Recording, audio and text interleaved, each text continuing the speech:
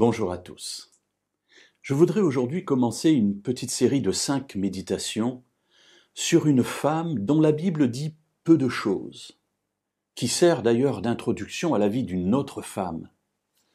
Mais c'est cette première sur laquelle j'aimerais que nous nous attardions pendant ces 5 études, afin de comprendre le contexte, ce qui s'est passé et les réflexions que cela amène quant à la condition de la femme. Ici, nous nous trouvons au 5e siècle avant Jésus-Christ, dans le royaume des Mèdes et des Perses. Et un roi, vraisemblablement le grand Xerxès, va faire une fête extraordinaire. Il veut fêter la magnificence de son royaume.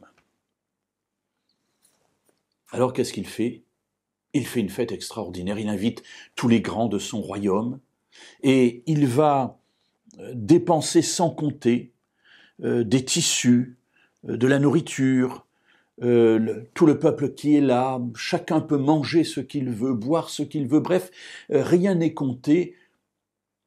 Il veut manifester aux yeux de tous sa grandeur, la grandeur de son nom, la grandeur de son royaume. Et le passage nous dit que on boit sans contrainte du tout, selon un protocole sans contrainte, c'est-à-dire que chacun peut boire autant qu'il veut. Et évidemment, ce qui doit arriver arrive, c'est-à-dire qu'à un moment donné, à force de boire, eh bien les gens qui sont présents, ils n'ont plus tout à fait l'esprit clair. C'est ce qui se passe souvent dans les fêtes. Et comme partout, quand on n'a plus l'esprit clair, on fait des bêtises. Alors oui, nous nous trouvons dans cette situation.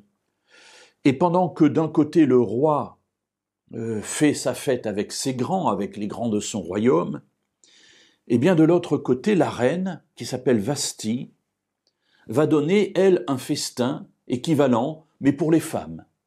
C'est-à-dire que d'un côté, on a les hommes qui se réjouissent, de l'autre côté, on a les femmes, et elles se réjouissent aussi. Elles font la fête, tout cela, dans le palais royal du roi qui s'appelle Assuérus, donc comme je le disais tout à l'heure, vraisemblablement le grand Xerxès Ier. Voilà, le cadre est posé.